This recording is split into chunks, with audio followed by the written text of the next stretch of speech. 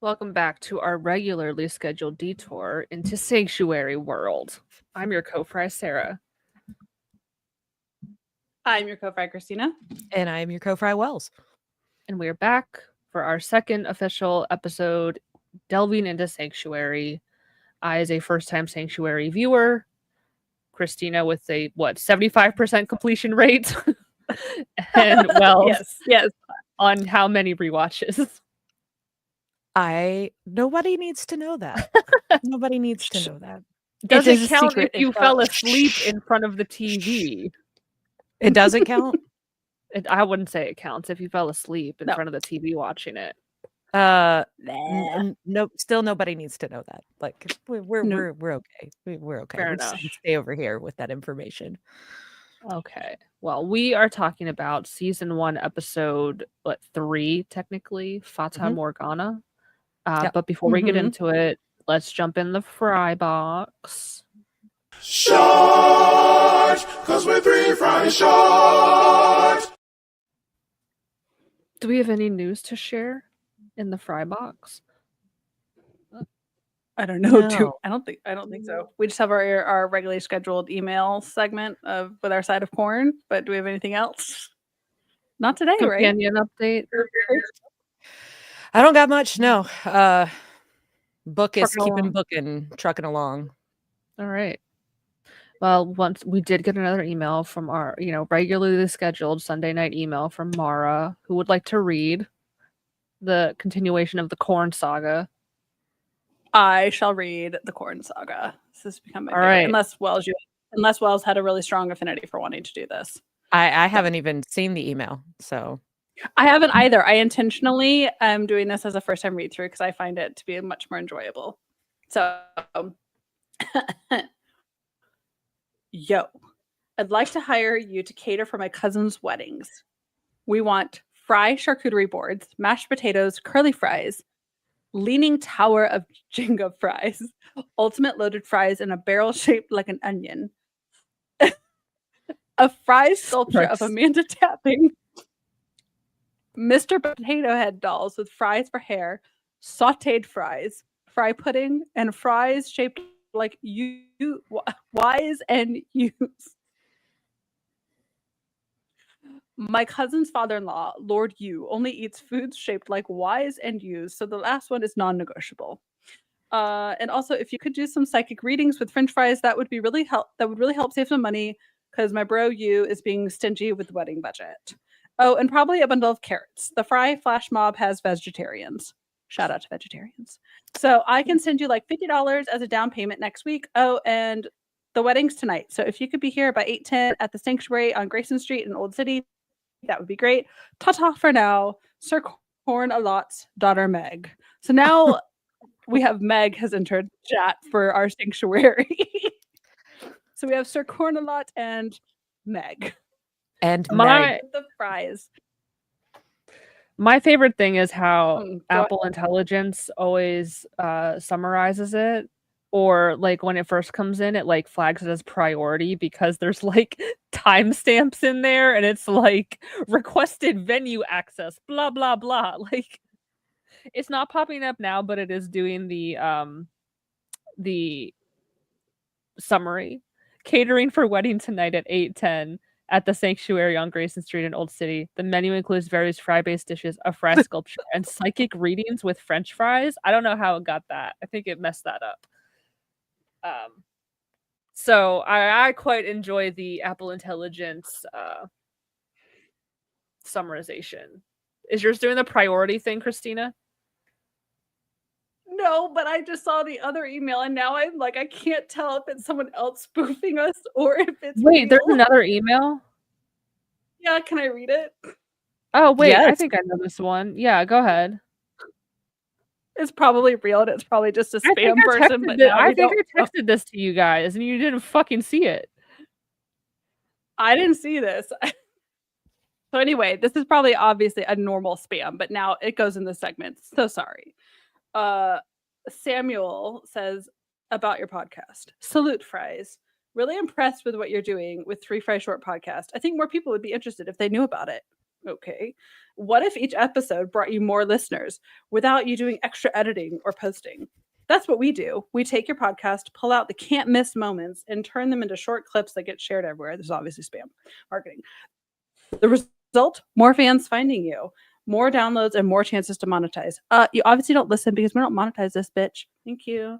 And would you be open to a quick call to see how this could fit? Warm regards. And then there's no fucking name. Fuck off. No, don't send us that. We are not. I told you about this No. Monday. Anyway, that he sent a form letter. didn't see it. You I'm missed so this Golden sorry. Girls reference in there too. I'm sorry. I was busy this week. Okay. I was Mhm. busy. Anyway, that made me chuckle. So now thank you for bad marketing, spammy. Absolutely fucking not.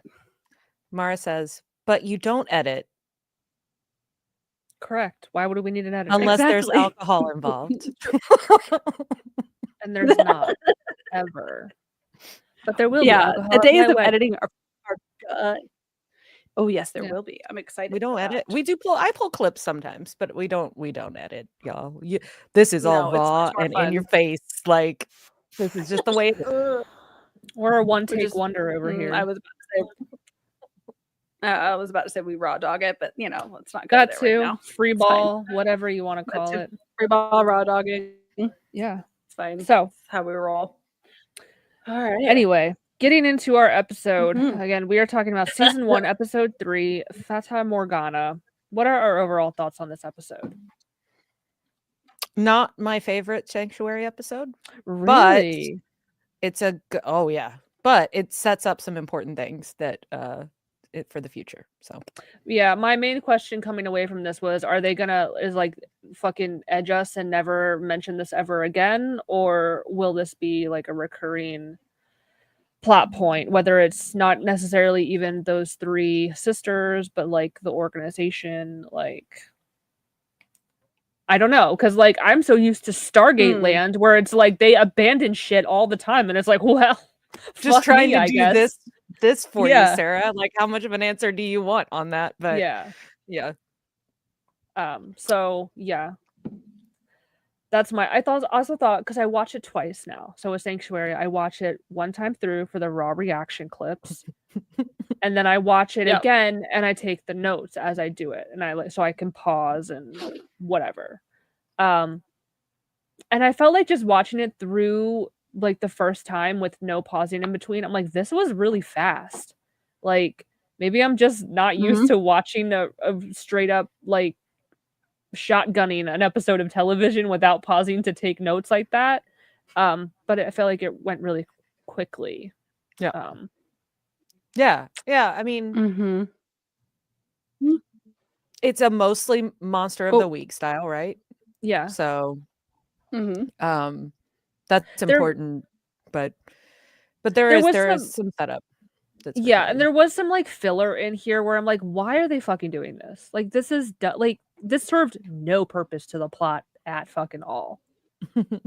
We'll get there. But then there's also something that I really love that they acknowledge this, because in a plot situation like this where it's like time travel-y or like whatever, someone from the past dumped into the current time frame or whatever, this never gets brought up, and I love that they brought it up.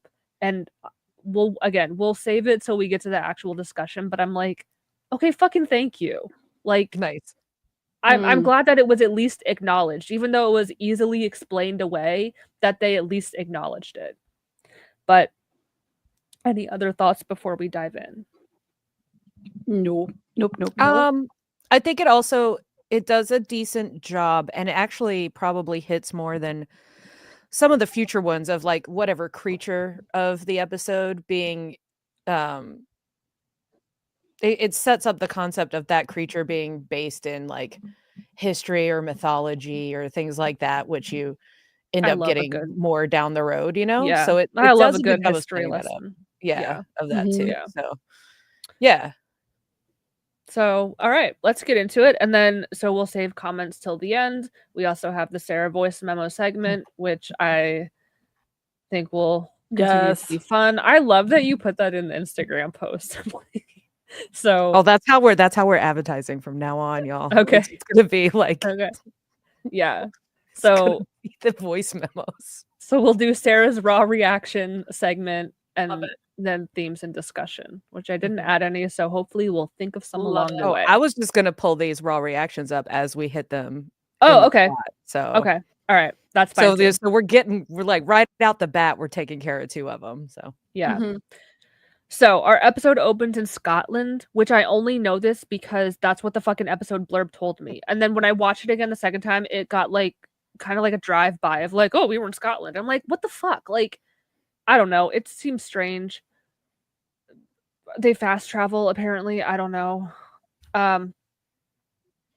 I was like, when I watched it the first time, I'm like, where is this fucking crypt? Are they like 20 miles outside of generic Pacific Northwest city? Like, where are they? So, which is what I anywhere call and it. everywhere. Yeah. All over the place. So Always. Magnus, Will, and Ashley are hiding in the brush, trying to remain hidden from something. And Will says, like, why are we hiding? We're on an island in the middle of nowhere in Scotland. It's a crypt, not the Pentagon. Like, who the fuck is going to be here? Magnus tells Will that the crypt potentially contains some kind of elixir that prolongs life for centuries, and it will most likely be guarded by someone or something. Okay, we're gonna stop for the first memo now Okay. because we're already way more in than you said for this one. It was egregious.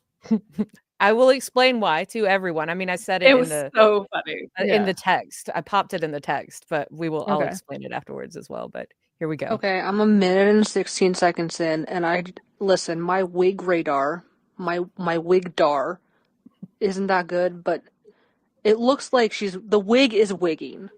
Okay, like the wind is blowing in her wig, and I hope it doesn't fly off her head. Not the wind blowing in her wig. Wait, y'all, we have a follow-up. The wind in her Okay, wig. yeah, the wig is wigging. Like, it's got that shiny, synthetic-y, gross look to it.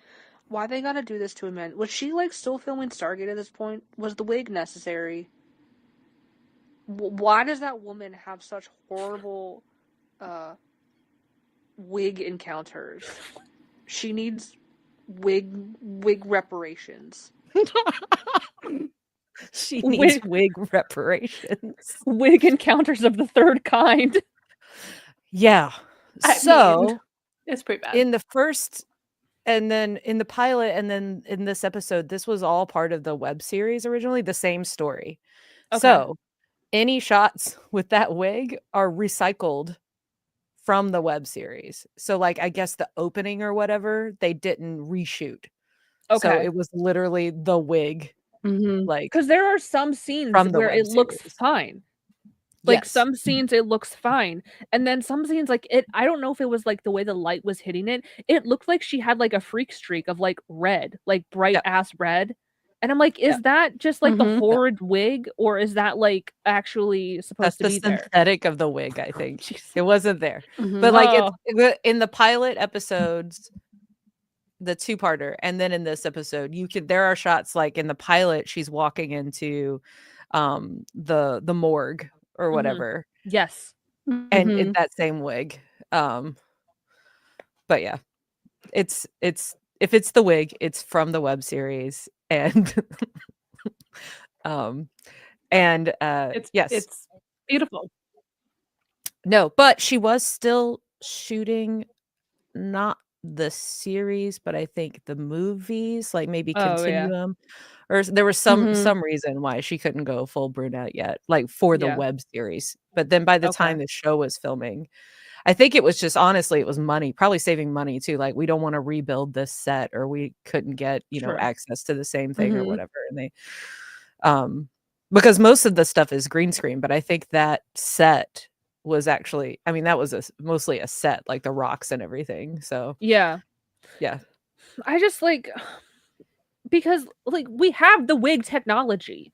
Like it existed in this time. Like this wasn't because I get fooled by wigs. I just watched Van Helsing again because this one podcast that reviews horror movies did an episode on Van Helsing. So I'm like, let me rewatch Van Helsing and then I can listen to the podcast. Mhm. Right. I didn't know Hugh Jackman was wearing a wig. I thought that was his hair. I guess it's a wig. But also But also, I like, guess- quality of, just wasn't the same as, like, the resolution of stuff, so it wasn't as noticeable. So you're like, oh yeah, that passes on, like, whatever wells, like, I don't know the names Oh of, no, like, I mean, how things were produced, but, like, words are hard. But, like, I think of it back then, they're like, oh, this is passing, we'll make it work. And then little did they know, like, 5 years later, high def is coming through and you can see every little thing and it looks like shit. But Well, I don't know. I straight up think that I think it was budgetary. yeah, I think Totally. they were trying to prove speaking of that, because they shot on the red camera. It was the first everything that used that, and yeah. all the green screen Oh, that's technology and right. everything. So I forgot about that. but because of that, and I don't know, I'm not sure. And I listened to the commentary of the pilot. I didn't listen to the commentary of this one yet. Sorry, y'all. But I'm pretty sure they didn't speak to much of the wig. But yeah, it's got to have been budget. It's like, hey, let's do this. They probably were shooting the web series in a way to try to get more funding for more things. Oh, So it's so just they like, had like samples of a future yeah, episode to show. I get they were keeping Party Business or Party City in business. yeah, Or like, yeah, we need to order these Probably. wigs in bulk. probably. Give us all the wigs. So yeah, Like, you can have real hair or you can have Amanda Tapping in a wig. Which one do you want? And I think we all know the answer to that. So listen, we got a Bigfoot guy that has to go in prosthetics every episode. We gotta yes, cut. That's We true. gotta cut That's budget budget. somewhere. yeah. Anyway, we see a creature that looks like a scary version of a Pokemon called Cubone. I want to throw that. I just sent this to them in the chat, no context, hoping they would understand. I mean, 1,000,000%. It just looks like that, but 100%. scarier. Yeah. Yep. Yep, that's what it looks like. For sure. It's like the early episode of Stargate with the horrible helmets that look like another version of a Pokemon called Diglett or like some Oh, yeah, unknown. yeah. Remember, like the something. little that was a deep cut back in like season 1. So that's what they look like if you didn't get to watch it, just like with scarier teeth. Magnus calls them the keepers of the dead, and it's best to avoid them. But they're attacked by the keepers. They seem surprised, like there shouldn't have been that many there. And Magnus mentions, like, we should never listen to Silvio. He gives horrible intel. Is that the guy from the first episode? Like, he's their supplier of like all the goodies and stuff. Yeah. Yeah, they So- work. It's supposed to be understood pretty early on, and this continues throughout, that they have a relationship with like sketchy kind of underworld sort of Yeah. characters, but they have to, because that's how they find out about, blacklist abnormal Mhm. shipments and all sorts of stuff like that. And they're trying to save the abnormals and everything, but like they kind of Yeah. have to stay in that world to do that. So yeah. Yeah. So Magnus and Ashley continue to fight them off as Will enters the crypt. There are 3 stone coffins arranged in a circle around an emblem with like 3 intertwined snakes that form like a Celtic knot. And Will stands on the symbol. Apparently he's never watched Indiana fucking Jones, where it's like, don't Like, stand on the symbol that- on the ground. Okay, 2 Seriously. things on that. They really pissed me off. To your point, like that, I'm like, do not go to this. That was dumb as fuck. And I'm like, I agree with you, Sarah. That really irked me. But also, where Magnus is telling Will, just like, get to the crypt, as if like there's no one in there. It's like this huge shift in like fighting outside, but it's all like pow pow, like they're not actually like Yeah. hurting each other. And then like he goes inside and there's nobody there, and it's like nice peace and calm. Like it really stressed me out, that like, and really annoyed me that it'd be like so ominously quiet in there. And he's like, oh, I'm just gonna mosey on in here and I'm not gonna look around any corners or for any No booby sense of traps, urgency because at all. none. I'm like, you're a fucking like, you're stupid. Like, it really bothered me because he just like, oh, confidence of a white man, just goes in there like, no, nothing's gonna hurt me in here. The girls have got it outside. It's fine. Oh, we'll get to annoyed him. me. He Anyway. pissed me off Oh, later on in this episode too. Oh yeah. Okay, sorry. We can keep going. But yeah, that part really, I had to take a moment. This entire time, I was just like, can we get back to like Amanda Tapp? Why is a man here? Why would a man be there? Like, I'm just like I don't want to see this. Ugh.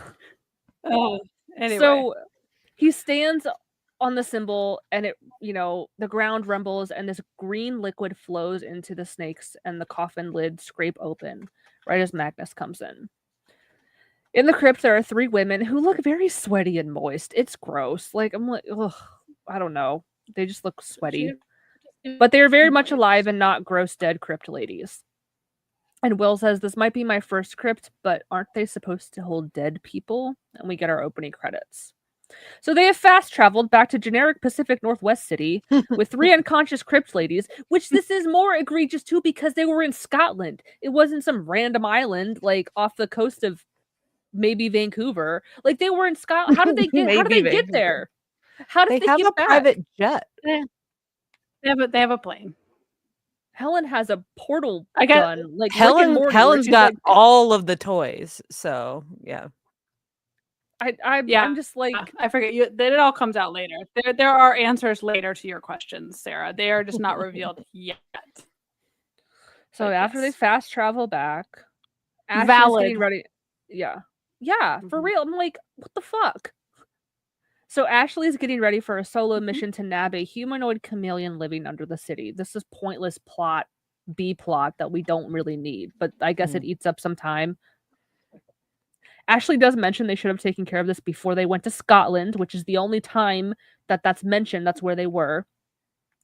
But she can handle this, and Magnus has her hands full here. This is another thing. Maybe I'm just being a hater, but I'm like, so far the way Ashley is characterized is like annoying. I'm like, this is clearly a woman who was written by a man to be like, I'm the cool badass chick that shoots things, and I wear leather and ride a motorcycle. And I'm like, this is so like one-dimensional and icky. And I'm like, am I being too much of a hater? He stays the muscle, but it tones down. If that It's makes you feel fine any that she's better. the muscle, but like they're so like It's obvious kind of about like it. it's kind of like how obvious Sam Carter was in that first episode too. It kind of gives Painful. that. It's so painful. Yeah.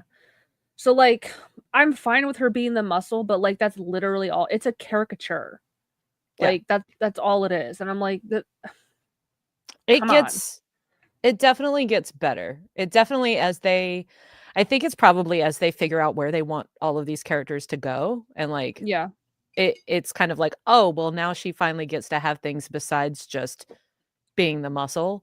Yeah. But like, because it's so like, I mean, do you? I have a billion questions at this point in the rewatch of like, all right, your ma's like 157 years old or whatever. Like, what's with that? And you, and then like this whole like, there's a lot to unpack.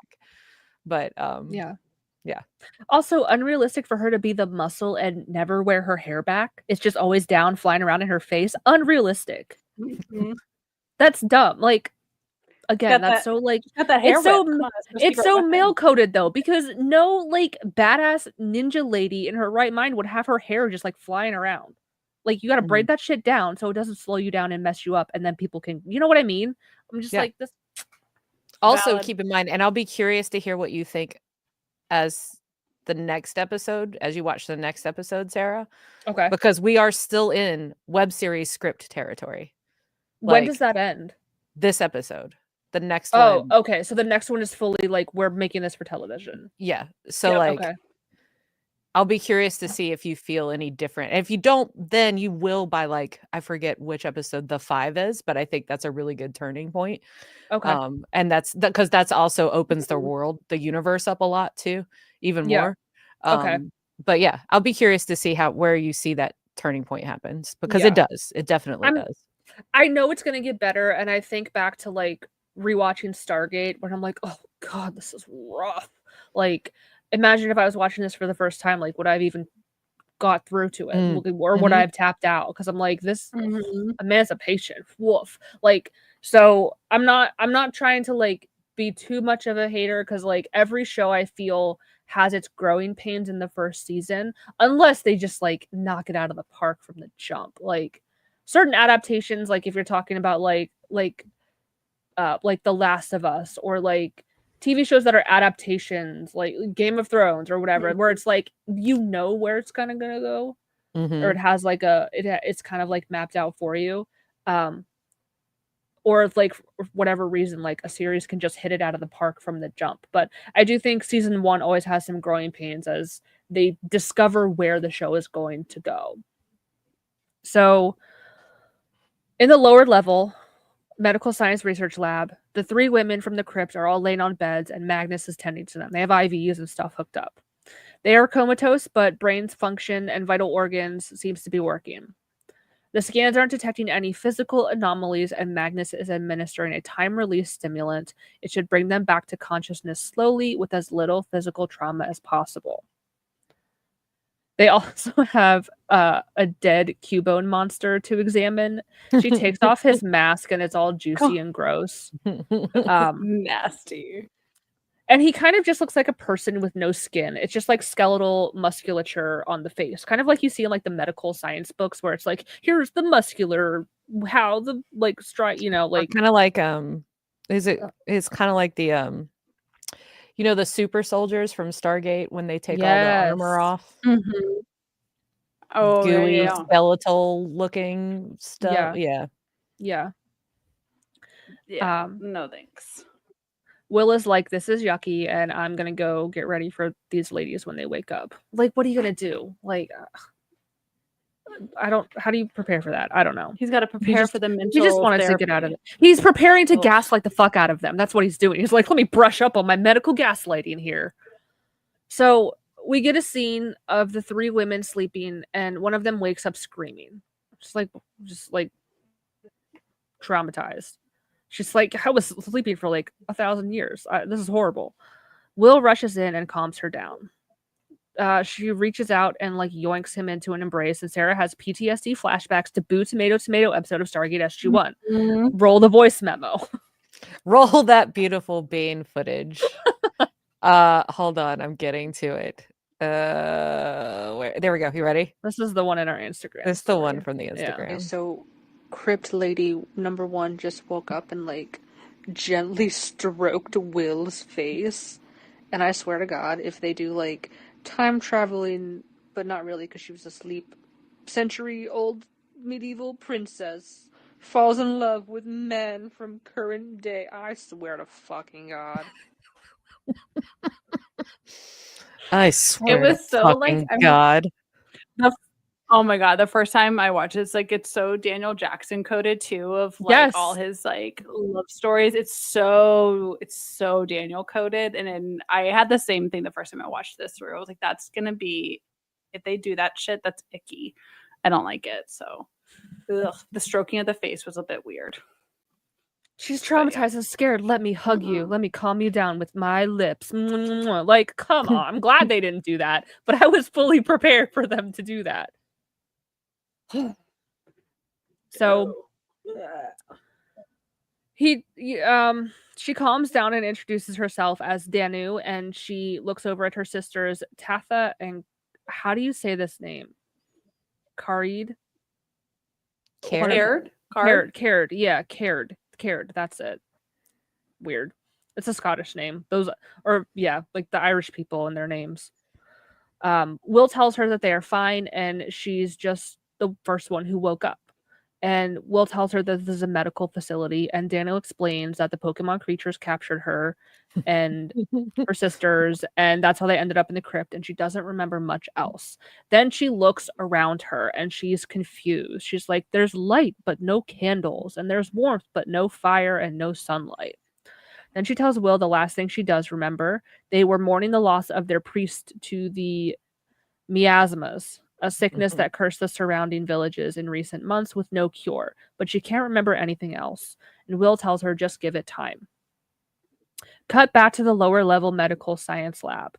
Magnus is doing an autopsy with Cubone. These creatures exhibit a terrifying propensity for violence. Physiology appears human in base form, though significant anomalies to the face and torso indicate possibility of mutation at base genetic level. So we have some dialogue between Will and Magnus. It's really spaced out, so just keep that in mind. Okay. No worries. I guess I'll be Magnus. Yeah. What are you doing? Yeah. All right. Yep. I gotta get that proper like Magnus, like, oh, like I've got this nice voice. How are our guests doing?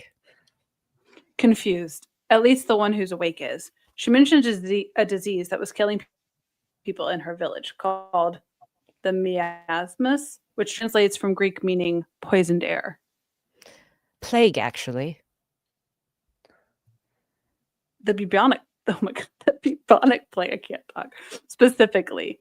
However, the last reported serious outbreak was in Scotland in 800 AD. Meaning? She's crazy. Is that your professional opinion? Look, I know there's a lot of things that are outside the realm of our knowledge, blah, blah, blah. But logically, if she were from 1880 or 800 AD, she wouldn't speak English the way we do. I'm guessing that linguistics and grammar have evolved somewhat since then. Some would say devolved. Whatever. The point is that we wouldn't understand her, which makes her a very sweet, very delusional woman. Possibly. If you have a theory, please share it with the class. The liquid we found, the three of them in, bears similar chemical properties to suspended animation formula used by southern voodoo cults. The human body cannot survive intact for 1,200 years. I don't care what kind of magic bath products you use. And I agree. So, wait, I guess there was a break in there for some reason. Yeah. So these women are either far more than they appear, or to use your incredibly clever vernacular, crazy. The question we should be asking is why the keepers were so anxious to stop us from getting into that crypt. What is it about these women that they don't want us to know?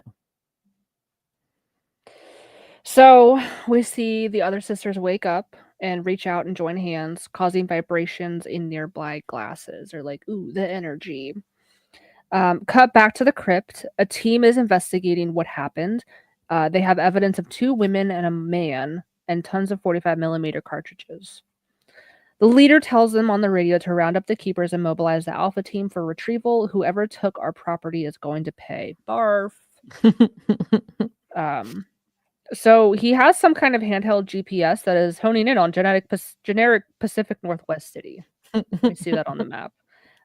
We have a scene of Ashley fighting the underground chameleon monster. This is a useless plot. Why do we care about this? Like, is it just to fill time? I don't know. Probably. In some ways. Yeah. We'll keep going, but in some ways, and I have theories on why, if that is the case, but like. So we cut back to the sanctuary. Let's, for the sake of keeping things streamlined, do we want to just read all the sisters as one person and then Will?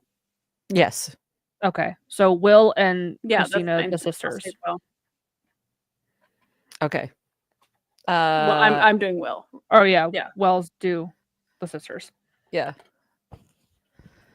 Why is nothing familiar to us? I see myself in the mirror and I recognize my face. I know Fata and Danu, the person I thought I was. You're telling me there is no village, no sickness. The little I can remember is false. How can we all not feel completely lost?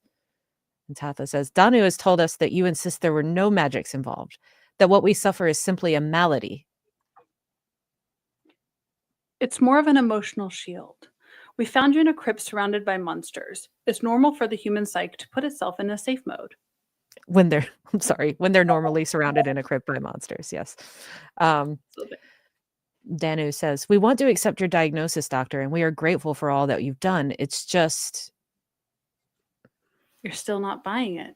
The clinical term is schizoaffective disorder. It's a delusional state stemming from acute post-traumatic stress. But we are all 3 suffering from the same disorder. How is that possible? Delusional behavior occurring virally in groups is rare, but it's not undocumented, particularly amongst siblings. Look, let me put it this way. There is no logical or physical way that your memories can be real. And the sooner you accept that, the sooner we can continue to make progress. Everyone boo this man. Boo. Like, bitch, you have in the past however many weeks you've been working here, you have seen all these other fucking monsters and creatures, but this is where you draw the line. Like, come on. I don't know. I just this is your boss is literally over a century old. Correct. I know. Like, And it's the assumption of the damsel in distress shit that bothers me. This is a bridge too far, and oh, they must be crazy. Oh well, like I hate it here. I hate this. Like it's your mental. It's all in your head. Schizoaffective disorder. I do love the fact. Let me backtrack. The conversation between him and Magnus. I like that they call out like if they were really that old, wouldn't they be speaking some old timey language and we wouldn't understand them?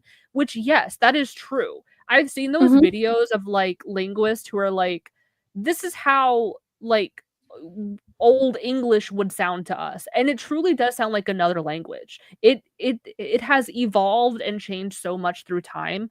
So I do like that they address that, because in some of these time travel movies or like situations where like someone from the past is plopped in the current, yes, they would not understand us at all. They would talk so strangely and we wouldn't understand them and they wouldn't understand us. So I am glad that they addressed that. But that's what his fucking theory is hinging on. They don't speak old-timey language, so they must be crazy. Like, bitch, there's a Bigfoot in the lab and this is a bridge too far for you.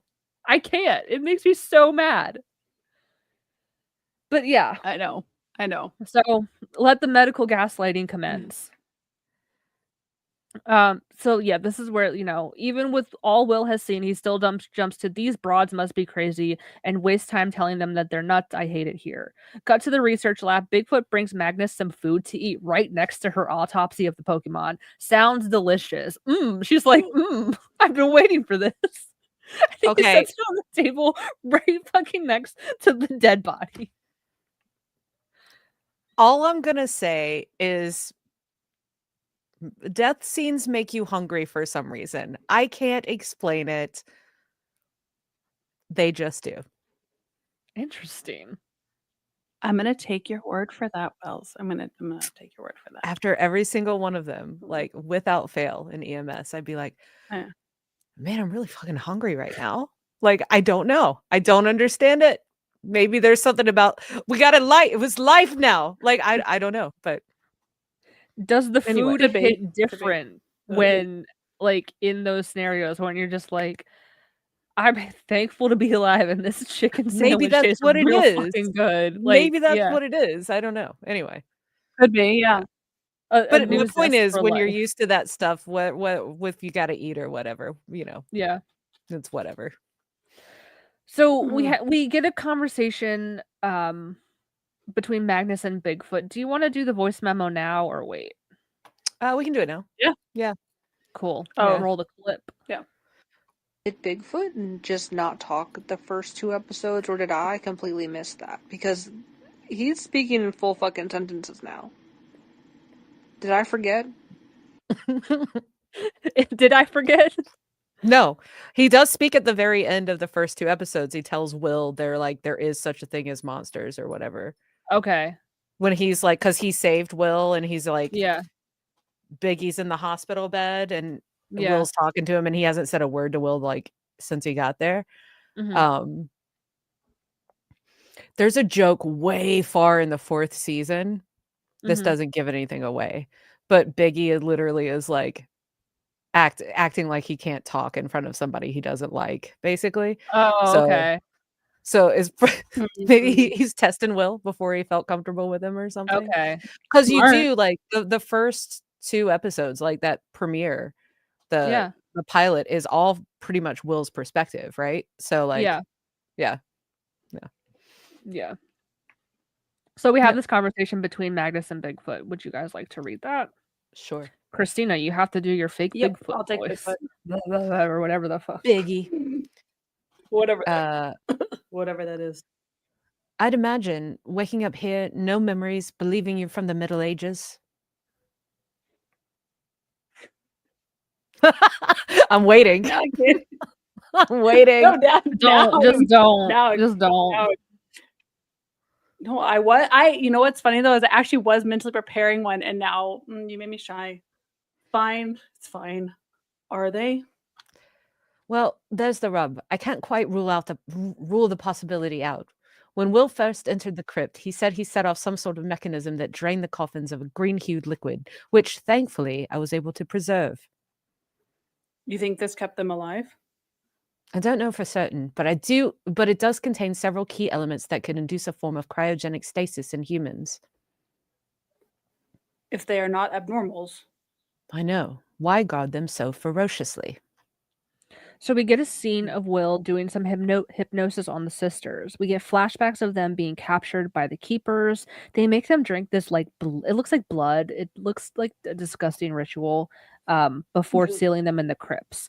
And Will has them think back further before the creatures took them. And we get a scene of the sisters walking across a battlefield. Everyone except them is dead. They can feel that their souls have been extinguished, and we get like this really like crazy. I'm like, oh, this is wild. She says something like, "Only we remain." I'm like, oh, bitch, get it? Like, it seemed very sinister. Like, only Mhm. we remain. Okay, all right, girl. Mhm. So back in the research lab, Magnus shows Bigfoot the rings that she found on right index finger of the sisters. The distinctive markings generally indicate a connection to a larger collective or group, and if they belong to a society, then some sort, then someone will definitely have noticed that they're missing. And then we see the group of men hunting the sisters down have arrived in Old Town. Cut to Will. He's having a conversation with his ex, Meg. He gets stuck in the elevator with the two-faced guy while talking to her, and he makes it like really awkward. And Will is kind of just like, oh, I'm doing a little bit of everything, some of this and some of that, because he can't really tell her.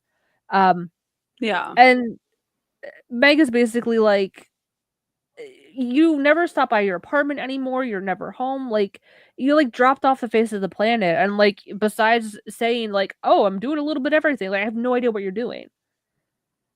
Yes, I have a Christina. hater moment. I think Yeah, I thought we were never Okay, going to see her so again. well, I mean, no. But the fact that Will, being as busy as he is, blah blah blah, was like, okay, I should reach out to Meg. I should tell her or I should call her. And he can't even have the decency to like go have a conversation in private, non-distracted. Like he still doesn't carve out space to be like, let me intentionally call this woman and like talk to her and give her like due respect. He's just like casually like, oh, I guess I'm just walking down the hallway going, I find it irks me like that deprioritization of like being straightforward with her of like, let me just casually fit this in, and like I know I'm only going to give you vagueness, but I just want to give you a crumb. I want to like give you a little bit of a dangle of something, but not, I don't know. It just bothers me that he just thinks it's acceptable to just be in the hallway going down an elevator and like that's the time he carves out for her. I fucking hate it. Yes, Wells. I was under the impression after watching this probably more than 20 times that Meg was the one that broke up with him, and now she's still trying to find out what's going on in his life, and I would have been annoyed if I were Will at that point. But Okay, Will's fair. the one that called her. Fair. He called her. In that scenario, he called her, but maybe it was calling her back or whatever. Maybe to your point, he's like, okay, let's just get this over with, and I just want to do it quickly. I don't know. Yeah. I don't know. From the way I read it was like he called her. Like it just seemed very selfish. Like leave that woman alone. Like for whatever reason you guys broke up. I don't know why, who initiated what. And what you're going to call her to like tell her fuck all? Like nothing. Oh, I can't tell you anything. I'm doing a little bit of this, a little bit of that and whatever. Like I'm never home anymore. And like I don't, it just seemed like again on the surface he's the one that called her, But you're checking right, up she on did her break out of up with him. nowhere. Yeah, she Yeah. totally did break up with him because he was in his weird whatever Yeah. ness. Yeah. So yeah, he just needs to leave that Okay, woman I alone. can rephrase that a bit, but they just need to leave each other alone. Yes. Yes, there's a reason they broke up. So, yeah. Yes. So and Okay. then like she thinks she gets the vibe that Will is dating someone else and she's like, thanks for the call and like thanks for checking out, and hangs up on him. And then the two-faced guy just like nags him. She's like, oh, women can't live with them, but you can eat them, which is gross. Like, ew. Cut to Ashley sitting on top of a skyscraper. Magnus calls her and gets her up to speed on these rings that she found on the sisters. She says, I've traced it back to an ancient cult known as a Cabalistic Nocturnum, a secret society founded at roughly 700 AD. I'm still collecting data, but from what I can tell, they were collectors of ancient beings of power. I have a reason to believe that this cabal might still be operating, and I need to know how big of a threat they could pose. See what Squid has to say about the markings, then I want you home. So Will finds Danu looking out a window in the city at the skyline. She's like, I know you told me to like stay in my room or whatever, but like you got a pretty sweet view here. And like she feels curious, but she's also afraid. And then we get another flashback to this battlefield. And she says, when I sleep at night, all I see are dead faces haunting me, asking me why. You want us to remember who we are? Well, perhaps this is a good reason that we forgot. And then we cut to Will entering Magnus's study. So we have this dialogue between Will and Magnus. How is Danu? She's feeling a lot of irrational fear, low self-esteem, raw emotion. I've seen it before in kidnapping victims held for long periods of time. They tend to forget they have value and just start seeing themselves as property. That assessment may be far more accurate than you realize. How do you mean? Have you ever heard of the Morrigan? The Morgan? No. But then again, I haven't been able to memorize that monster manual you gave me yet. They're part of an ancient legend dating back to medieval times. 3 women with supernatural powers whose sole purpose was to destroy men. So I see we're back to the 1200-year-old bath products theory. The Morrigan first appeared during the reign of King Arthur. Now, according to myth, when the Morrigan appeared on the battlefield, Arthur's enemies simply began dropping dead, their souls drained of life. Entire armies were wiped out en masse. Do you honestly believe that they're witches from the Middle Ages? What history would have defined as a witch could have simply been someone with abnormal powers. Yeah, but they don't have any powers. You said so yourself when you checked them out.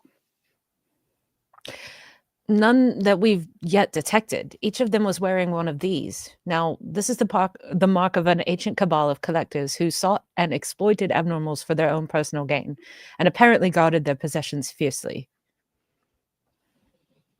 So why would this cabal hold the sisters prisoner if they don't have any powers? Another reason why I'm not sleeping. So yeah, Will is just like, it's so hard to believe that they could be old. Like, again, I just like, this is where he draws the line. Really, bitch? Like, I don't know. It's annoying. Cut to the infirmary. The sisters wake up and they realize that they're not having nightmares. They are actually there on the battlefield and they were the reason for it. So this is a memory. This is not just a nightmare. Will is working at his desk and his coffee mug begins to vibrate. In the lower level main lab, the sisters form a circle and are elevated in the section of the sanctuary housing abnormals. Will tries to talk to them, but they don't listen, and electrical sparks start blasting from equipment, and Will is knocked to the ground.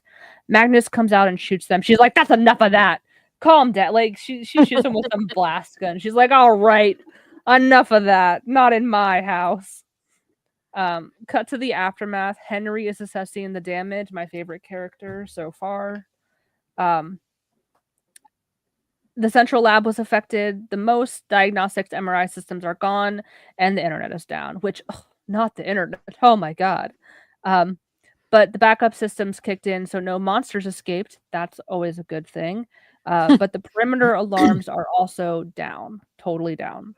Magnus tells him to focus on the external defenses and leave the lab for later. And he almost is like, "You're crazy, what?" But Magnus knows, like, there's gonna be people looking for these sisters, so we need the perimeter defenses first. Like, everything else on the inside we can fix later. Make sure we're good on the external side. So we have more dialogue between Will and Magnus. Yep. So Will's like, okay. He goes, witches from the Middle Ages? Okay, I'm almost there. But assuming their physical forms could somehow be preserved, again, how is it possible that they can speak like us? Make sure I get that word right. I'm assuming that each of them is a telesthetic, enabling them to quickly learn our vernacular of English. Psychic powers, mind reading. Well, now we know what this cabal wanted them for. And then pause. Will says, hey, you didn't know what they could do. I should It's like have. in reference, I think, to probably Magnus. Yeah. Yeah, she's like feeling bad about it or something. I should have. The moment I connected them with the cabal, performed more invasive scans, psychotropic drug therapy. You're running a medical facility, not Guantanamo Bay. Cut yourself some slack. You don't understand. Assuming the cabal are after them, and we'd be fools not to, the amount of kinetic energy that they release could hardly go unnoticed. We're all in imminent danger. They cannot remain here. And what does that mean? It means that if the legend of the Morrigan is even slightly true, they could conceivably wipe out hundreds, even thousands of lives given the chance. We're not talking about a bunch of velociraptors here. Before their memories came back, they were calm, rational women. And even when they did let loose with their powers, they didn't kill me.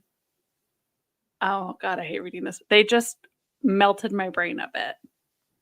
And destroyed half my facility. Well, they've been held prisoner for hundreds of years. They had a right to be pissed. It doesn't mean we can't reason with them.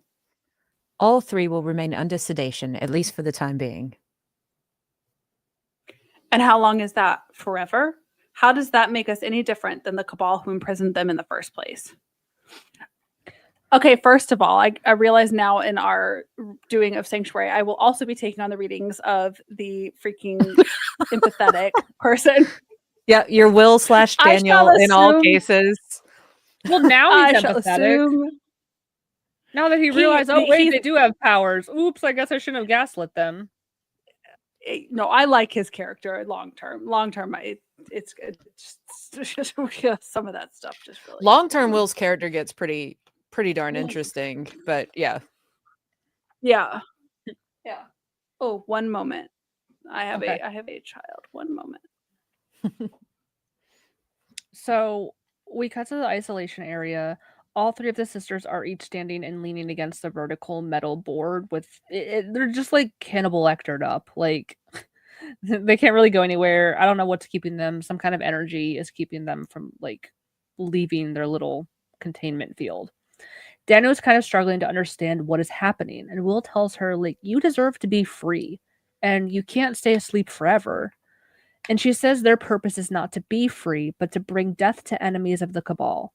She says that they took her away from their home and their protectors, and that they are the ones who gave the sisters the power. So they're under the impression that this Cabal has given them their powers. And Will tries to reason with her that the Cabal are not their protectors. They're using the powers for their own good, and they've brainwashed them to believe all of those things. Daniel says, 1,000 men marched on Baden Hill that morning. All were dead before nightfall, all without the touch of either sword or spear. Sushi just threw up. Thanks, girl. And now that we are all free, more will die. That's our purpose, Will. How can we ever be free after all we've done? Cut to Ashley. It was, girl. I just hear a. We're having a moment. This is a good. Girl. Oh, for those just listening and not watching, that's probably for the best. Is it like right there, Sarah? I don't even see it. Maybe she didn't. Maybe she just like. I don't know. She's laying on a blankie. We gave them baths today. So they were kind of stressed She's out. probably mad. Are you revenge barfing? Anyway. Cut to Ashley. She's meeting up with Squid on an old bridge that just is fucking demolished in the middle. Why is that still up? That's a hazard. But okay. Squid appears to be kind of like an abnormal informant, like a criminal informant, like kind of what you were saying, Wells, where it's like these sketchy people that like he could kind of pass for a person, like maybe with just like some fucked up facial deformities. He has like these little tentacle things growing out of his face, but like if he has a beard, he can probably cover it up. I kind of like consolidated this into one chunk of what he was saying. Does someone want to read that? Yeah, I can read it. Cool. It's a plot dump, but a good Yeah. one. Important stuff. Mm-hmm. You and your mother, you really don't like to attract normal run-of-the-mill enemies, do you? Now, searching the cabal really stirred up the people in my network, got them buzzing like insects. They've been playing that same capture and study game for a hell of a lot more years than your mother and you. Intel has it their mandate was to capture creatures with strange powers. The cabal supposedly died out in the 19th century, but they didn't. They just went underground. They started infiltrating businesses, medical and scientific research companies, banks, biotech firms, military think tanks, all under their control. Whatever it is you took from them, they're coming to take it back. I like this kind of expanding of the world where it's like Helen's not the only one that has her finger on the abnormal pulse. Like other people, this organization who is tied to banks and like pharmaceutical companies and politicians. I'm like, okay, this is definitely something that would happen in the real world. Like, so I like yeah. that they're kind of expanding that way. Where it's like there's totally government facilities that are like or like pharmaceutical companies where it's like, how can we take this and like turn it into a pill and charge people for it? Like even I assume it's mostly for like nefarious evil purposes, but like and Helen is more of like the protector, obviously, like the sanctuary, trying to study these creatures for good. Or if anything, to protect people from the creatures. So I do like that they're kind of expanding the world in this way. Back at the sanctuary, Henry sees the keepers scaling the walls of the sanctuary while he tries to fix the perimeter fence. He's like, oh, yikes, this isn't good.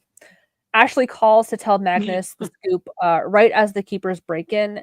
Magnus tries to buy some time for Will to escape and get the Morgan out to a safe house right outside the city. She's like, I'll hold off the keepers. You get the girls and get out to the safe house. Magnus and Bigfoot fight off the keepers while Will goes to break the sisters out. Danu can sense that the Cabal have come for them, and no matter what, they will never stop looking for and hunting them down. We find out at some point, like, those keepers kind of like can hone in on their location, so they'll truly never be able to escape. Like, they will always be tracked down by them. And Will tells her, you don't have to live in a crypt. And they begin to escape, but the keepers are following. And Will, he decides, like, take this and go, follow this map. And he tries to, like, stay behind and keep the Pokemon at bay. So we get, like, lots of fighting that ensues. Henry gets captured by the Cabal.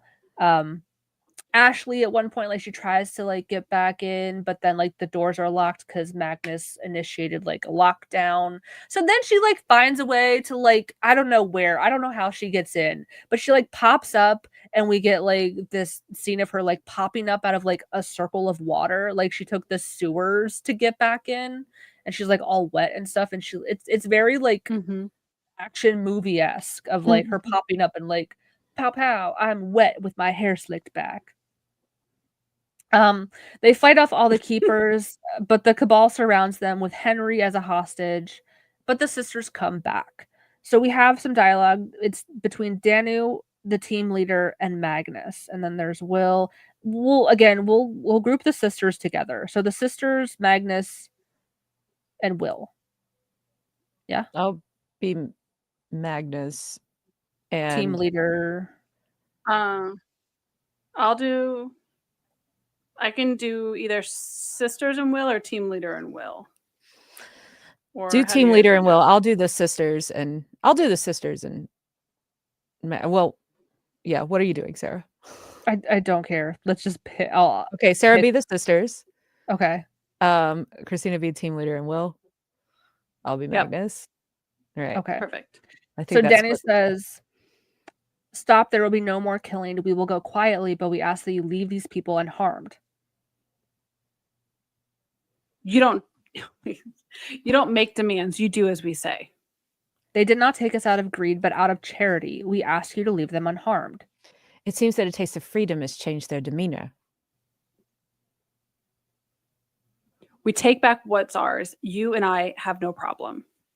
These women are under my protection. They're not leaving with you or anyone else for that matter. Then we have a problem. And then Will says, Danu, please stay with us. We can protect all of you. If we stay, none of you will ever know peace. You have shown us a path, a truth we have never seen before, and we are grateful for all that you have done. No, you can't go. Not now. Our freedom must be earned in our own way. We know who we are now. And then the Morgan leave, followed by all of the Cabal agents except for the team leader. And team leader says, put them in separate trucks. And then to Magnus says, I'd be careful what you do next. The people I work for aren't the forgiving type. Neither am I. Tell them this is far from over. Now get off my property. So the team leader chuckles and turns to walk away, and then he continues to do the most heinous cartoon evil person laugh ever. Like, yeah, like, you got to have the ha like villain. Yeah. And then Will kind of like longingly is like, I think I needed more time. I think you've done more good than you realize. We gave them the choice to be free. What they do next is up to them. And that's it. That's the episode. Like, it really ended like it's so quickly out of nowhere. The ending was, it's a very fucking Stargate ending where it's just like, okay, I guess we're done. Bye. And done. Yeah. So comments check. I'll start a few. I almost shared this when it happened, and I waited, but Los, because I almost made the thumbnail this. Do you wear wigs?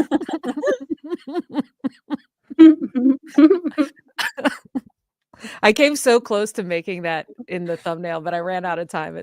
But like, do you wear wigs? Will you wear wigs? So good. Yeah. Oh, John Look coming in hard with the all Will needed to do was say, did you try losing weight to get a complete medical picture? Yep. Lo then said, to add to that, Lo then said, Will is the gaslight part of the gaslight gatekeep girl boss of Sanctuary. Okay, wait. Who's the gatekeeper and who's the girl boss? Well, we know who the girl boss is. Like, well, is it Ashley or Magnus? Because Ashley is like the stereotypical, like, I'm the girl boss. I fight with my hair in my face. Oh no, it's totally Magnus. It's totally Helen. Ashley's the gatekeeper. She'll kick your ass so that you can't get in. I guess that makes sense. Yep. Yep. He really is a gaslight. Megan said this after the part where it's like to kill their whole purpose is to, kill men or whatever. I support women's wrongs. Yep. 100%. Yep. 100%. All justified. Mara at one point said, Will, they have no powers. The girls, floating electric mixer mode activated. Not the electrics. I mean, yeah. It's the equivalent of like not being believed in the medical field until you like keel over from a heart attack, and it's like, I guess they were telling the truth the whole time. The whole time. He like didn't even have an ounce of believing them. Yeah. Moon at the end, get off my lawn. Yeah. Get out of my... I thought of the Addams Family values when Joan Cusack, after Morticia's like, Debbie, pastels, and she's like, get out of my house. But Debbie, all of this I could forgive, but Debbie, pastels. Oh god. My favorite scene in the whole movie, because It's I so also good. hate pastels. They're yucky. It's so good. I do appreciate a little of the Who's Team Rocket by Moon. Thank you for bringing in Team Rocket. The real What? ones know. Team Rocket. Pokemon. Moon. I don't know what we were talking about at the time. Yeah. But I thought of something different. Megan did say toward the end, I guess it was in this fight, Sarah, at least her hair is back for this fight? Question mark, exclamation mark. Helen's or Ashley's? Because I her think- hair was slick back. I guess She had it's wet hair. Ashley's hair was at least slicked back. Yeah. If she had it braided down, it wouldn't even be a problem, wet or dry. But what do I know? It's just weird. Like, it's like, imagine like going to the gym and working out with like your hair in your face. I'm not saying people don't do that. I'm not saying that like people can't do that. Why would you want to though? That sounds horrible. Why? Yeah. I mean, I do that all the time. I don't know. But what you you're have talking short about, hair. Sarah. I'm kidding. That's what I'm saying. Like, there's Yeah. a reason why I have short Correct. hair. So, as far as themes and discussion go, I didn't really put much. It made me think, of all things, of an X-Files quote. Because this is when Will is not believing the girls. And again, I'm like, of all of the things that he's seen, like, how does he not believe it? And this is one of my favorite quotes from Scully. She says, "Nothing happens in contradiction to nature, only in contradiction to what we know of it." So Will is thinking like, oh, well, there's no possible way that you know of. Yeah. Like, like, yeah, sorry, go ahead. No, I wasn't. Go ahead. I was just gonna like expand on like, just because you don't know of any like, I don't know, it's just a very like narrow-minded thing. Again, especially knowing what he knows. If this was any other situation where like this is someone's first time being exposed to like abnormal stuff, then yeah, okay, I'd give them some grace. But like, bro, there's a fucking Bigfoot 2 floors down. There's a whole like corral of abnormal creatures. There's a mermaid in a fucking tank downstairs. But this is a bridge too far. Exactly. Well, it's like your core just needs to shift. Like what you know, he just keeps bringing it back to him.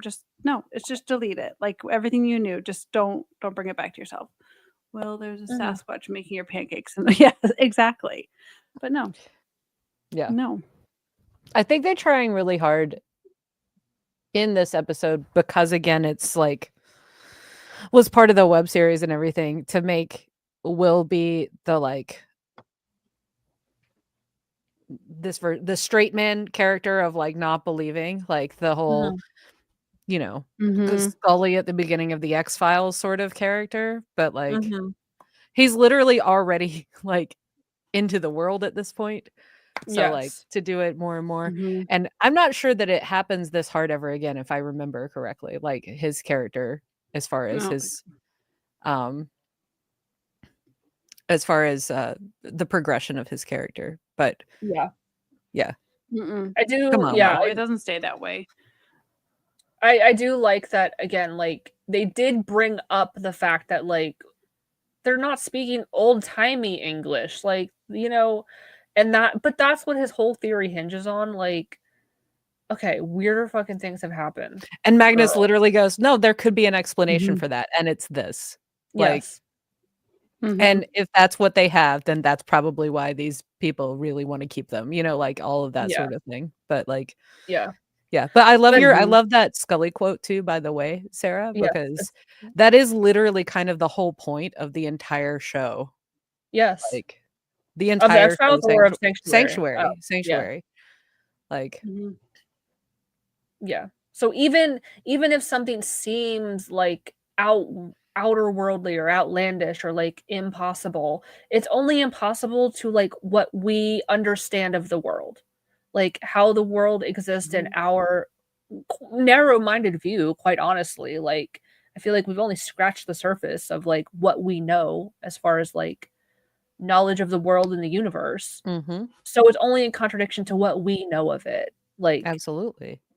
There even like with things that seem paranormal, like there could be an explanation to it. So like you think of like ghosts and spirits and shit, and like on some level, like, yes, this is corny. I'll never fucking touch a Ouija board. That's a bridge too far for me. I'm not fucking with anything like that. I'm not welcoming any energy like that into my bubble. But you do have to, like, if you look at it from a logical or like medical perspective, like we're all some kind of energy, and when we die, like what happens to that energy? Where does that energy go? So like that's where you get into like the world of like your spirit or your consciousness or however you want to look at it, your ghost, I don't know. So I think when you think about like death and dying and like what happens after death, um like there's maybe some sort of like scientific explanation of like what happens and where does our energy go, but we'll just never know until we cross that bridge. Oh. Yeah. I do like back to the sisters and how they were, what was it, like they were used to destroy men, which yes, I do support women's wrongs, but at the end of the day they were still being controlled by other shitty fucking men. Like they couldn't just live their best life like being witches in the woods and like dancing around a campfire on the full moon. They were like imprisoned by other shitty horrible men to do things to other men. There's a theme here. I think I've been thinking about this episode with like these discussions, and there's not much to it other than I like that they, and this is just repeating what was already said, but this is my brain catching up to this conversation. She's gonna be like, yeah, no shit, Christina, we already talked about this. But I think that if I pulled out most of it, is I like that it plants a seed of how they're gonna handle introductions to like mythology or like things from past and like lore.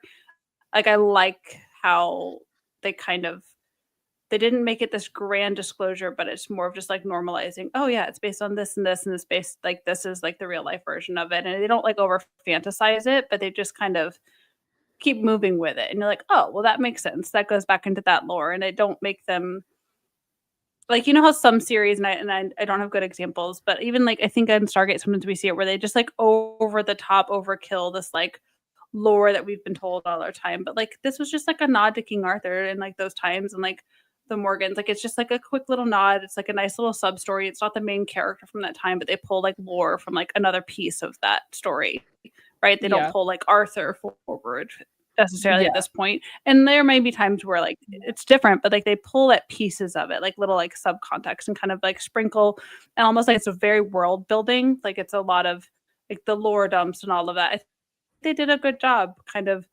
keeping a lot of roots like kind of showing and just like here's how the world could expand, but they also it feels closed up at the same time. I don't know.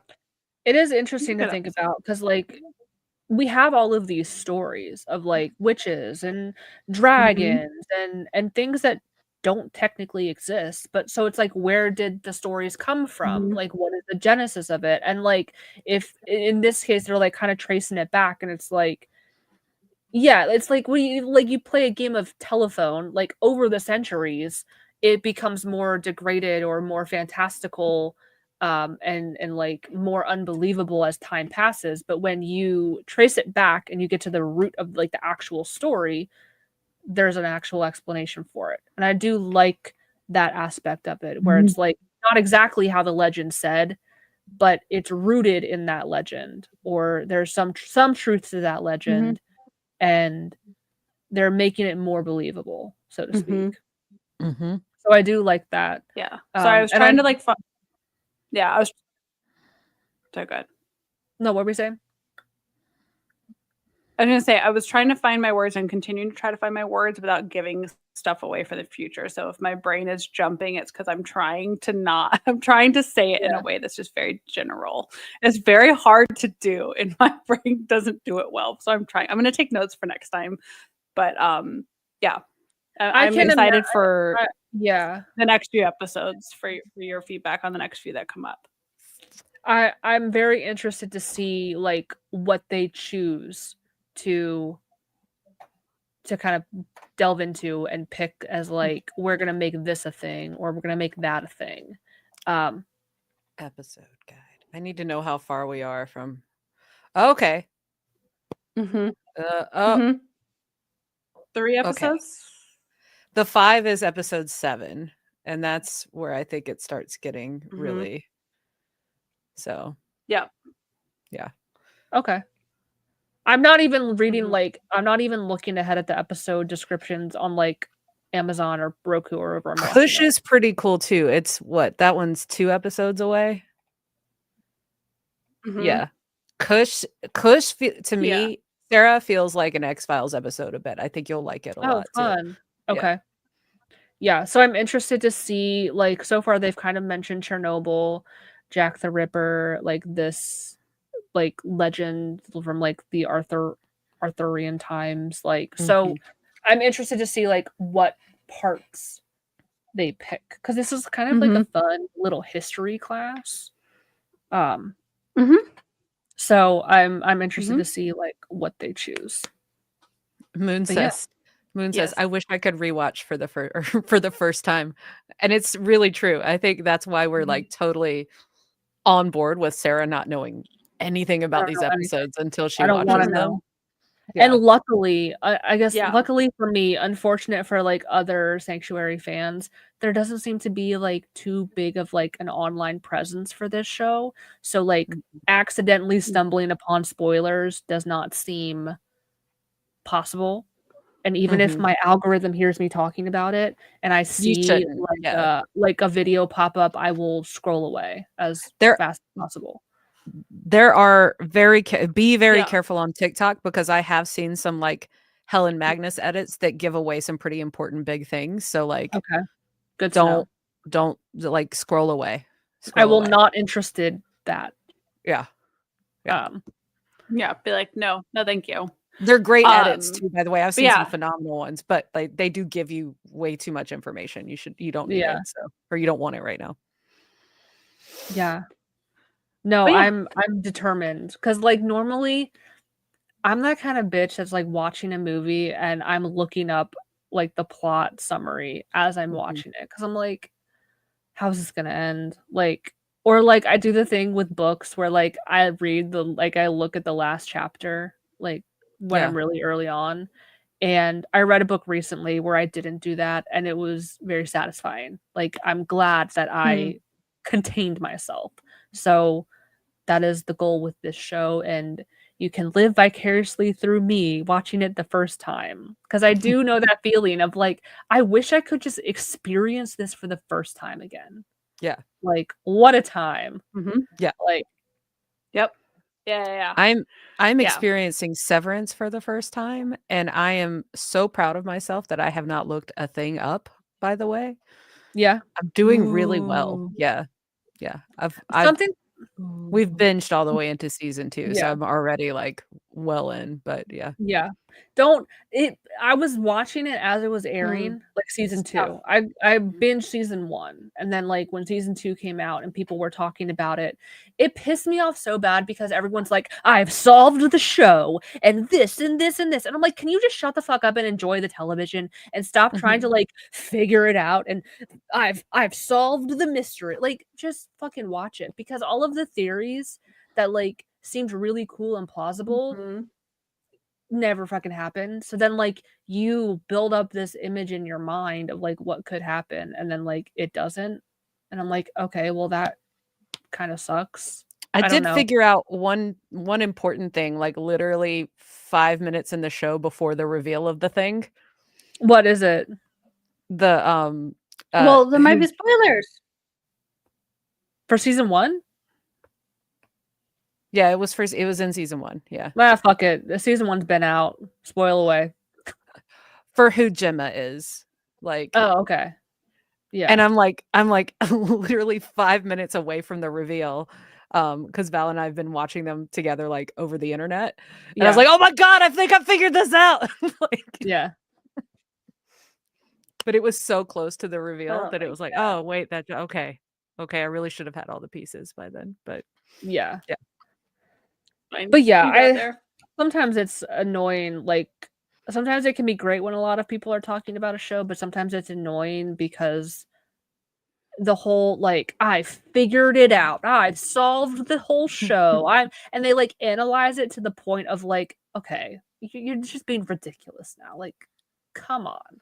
If I were showrunners and there were like enough cocky people that thought they knew exactly where a show was headed, and I didn't already have it all plotted out, I would intentionally put it in a different direction. Yeah. That's how I would do Oh, that. God. but- yeah. Oh, Yeah. yeah. They Oh, really you think you know? Do not give Okay. people what they yeah, they really do make feel like. We what's are his name? rewriting that bitch. What is his name? The main character guy. Adam In what? Scott? Will? Yeah, In Adam, Severance. In Yeah. what? They Adam make Scott. him look Oh, horrible because he's handsome. Like, I like his little weird bird face. Like, he's hot to me, right? And they make Oh my him God. look horrible. Like, Okay, I should not have been. okay. I feel like we could do like a whole other podcast of this. yeah. But yeah, I anyway. feel like Severance is going to take me down a tangent. Bring it in. Bring it in. I'll go down a tangent. I don't want to open that door in my mind right They- now. No. the wig on him, sucks. man. That wig is wigging as well. We'll bring it back full circle. Bring it back to the wigs. That wig. All about the wigs. The wigs. Yeah. Yeah, but that's good. This is fun. I like doing forget how sanctuary layered end. I forget how we close this one out. I I don't know if we don't do. know. Didn't That's we? kinda Did we sad, just like though. hard stop it last time? I can't remember. I don't know. Yeah, because we I'll can't have do to an iris. rewatch. I don't know. That's fine. We Well, can do- maybe we'll can do figure that out for the next sanctuary episode, which will The be next one. sometime in 4 to 20 weeks. At this Maybe point. I'll do just like a closing voice memo where like the episode is over. I'm like, oh, and Ooh, I guess the episode is over. Something like Yeah. that. I'll figure Yeah. something out. Yeah, totally. Something to Yeah. close us out. this is like Oh. sanctuary / Sarah's voice memos. Yeah. Moon has a good suggestion, at least for right now, to quote Martin Wood, who directed a Mhm. huge percentage of Sanctuary as well as Stargate. He does have his own very iconic yelling very loudly and cut, and he usually throws his arms up in the air. So we're gonna and cut this episode. Perfect. Yeah. Are we We'll ready? be back to Stargate next week or whenever next time. I don't know. Maybe not next Yes. week, but When the- we meet when again. we meet again, whenever that is. Yes. Yeah, Of- just stay tuned. When we and